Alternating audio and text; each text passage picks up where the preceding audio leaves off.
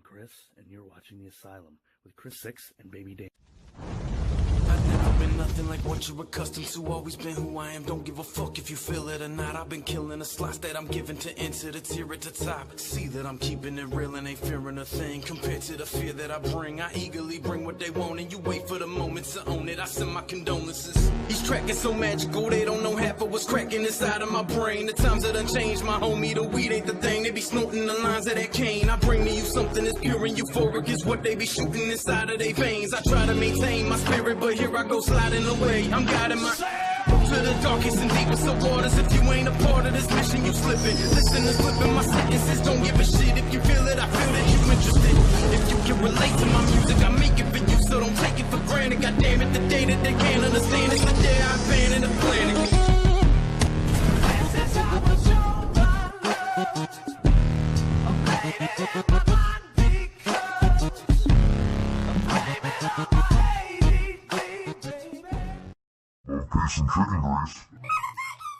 What's going on, YouTube? This is Chris Six, and I am coming at you guys with my review on Eminem's new album, Revival.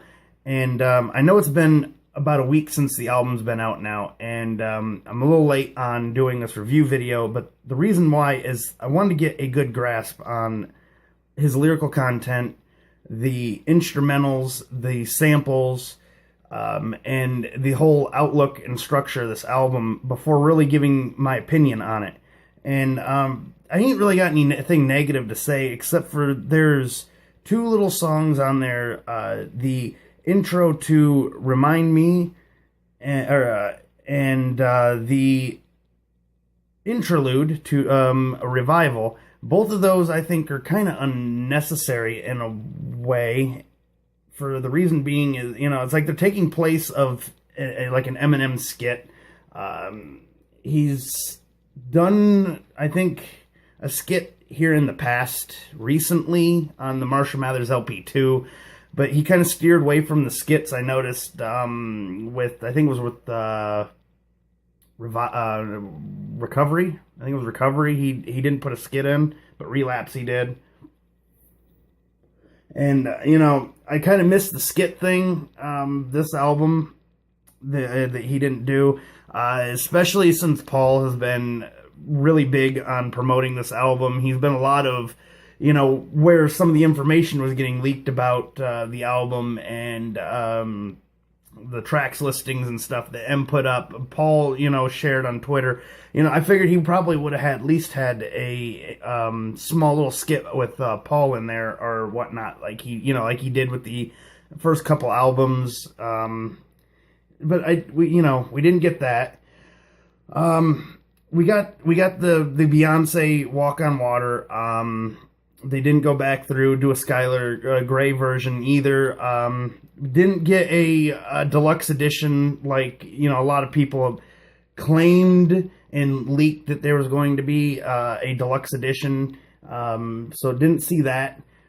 We just finally got released today the Walk on Water actual official video, but it's on iTunes.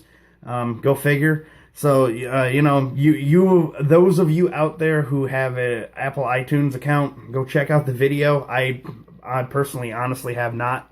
Don't have an Apple iTunes account and could give a shit less, honestly. I really don't care for Apple to begin with, but that's a video for another day. This album, though, the last three songs on the album, In Your Head, we got A Rose and Castle. These three songs are probably, you know, the whole entire M story from beginning of his rap all the way up until, you know, the overdose to him getting clean. And everything's kind of all broken down and explained a little bit more. I think some of the stuff time frame wise that he put in the three songs is a little exaggerated, but, you know, that's, you know, not the issue. You know, he breaks down, like I said, his whole career with the drugs and you know what it's like to be known as the Slim Shady persona. The whole thing with him and Kim, and then see that's another thing he did a song Bad Husband with Ex Ambassadors, which amazing fucking song. But the song is pretty much like the song he did Headlights on Marshall Mathers LP2. He's trying to, sort out all the bullshit with him and Kim like he did with him and his mom in the song Headlights. But, we also have on there the Ed Sheeran song. Amazing song. Like I said, I don't really have any issues. There is one issue I guess I have with one of the songs. It's the Pink feature. To me, it's not really a Pink feature. It's a Pink song with an Eminem feature featured on an Eminem album. I mean, pretty much that's what it is, because most of the entire song is all Pink. I'll start from the rip to probably about 2/3 of the way through the song is about all Pink. You get a little bit of Eminem vocal harmonization in there with Pink partway through the song, and that's about it. And then you get into the M rap. But, like I said, to me that feels more like a Pink song with an M feature than it does actually an Eminem song featuring Pink. So, I don't know. That's really the only problem I have with the whole album. Beyond that, the song with Alicia Keys, Like Home, amazing fucking song. The chorus, the hook, just, oh my god, it gets me every time. I love that hook. The song Chloroseptic with Fresher, that amazing song. It's a shame we didn't get the 2 Chainz verse on there that, was being, again, leaked and said that was going to happen, end up not happening. Whatever happened with that I don't know, but it would have been fucking fire if they could have got 2 Chainz, the 2 Chainz verse could be featured on, the deluxe edition. And then you've got the Skylar Grey, that song, the Skylar Grey feature is really good. I think probably the best Skylar Grey and Eminem song is probably Kill For You, is probably my favorite. But this one probably ranks up there, with Kill For You. Now, my whole opinion on this album as a whole. Oh, before I forget, we had the song Offended in there and everything too. I forgot all about that. That probably has the fastest M verse that I've heard. It's actually a lot faster than Rap God, by a few more syllables a second. And then you had Believe, which he was in that song talking a lot about, his career, and he's not finished yet. And I'm trying to think, there's a couple other songs I'm forgetting off the album. Framed. Oh, Framed's got this eerie hook. The eeriness to that hook. I'm not a fan of that hook. The song itself, it's good. It kind of reminds me a lot of the old Slim Shady, the whole thing of that fictional character murder. A lot of, like I said, a lot of that old Slim Shady type of rap.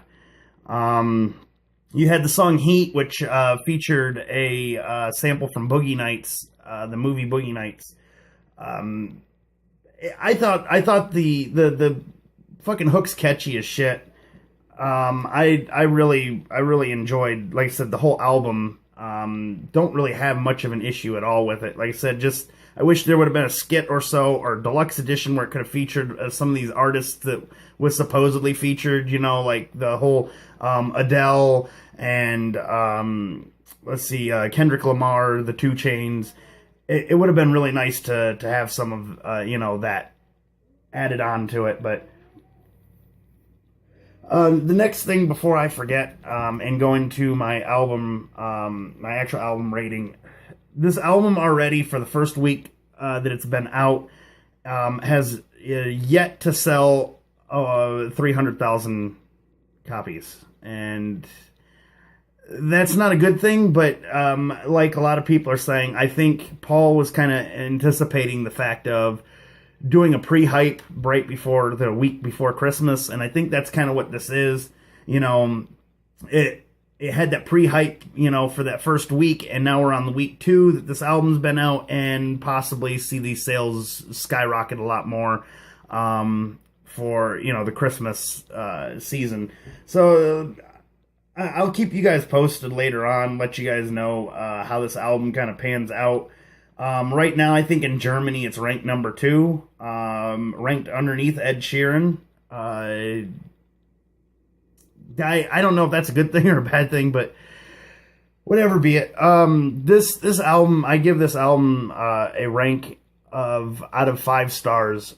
I give this album 4 3/4. Like, it sounds weird, but 4 3/4. I give this album an almost 5-star ranking for me, and the reason, like I said, the reason I give it that high of a ranking is a lot of the stuff he was touching on in this album.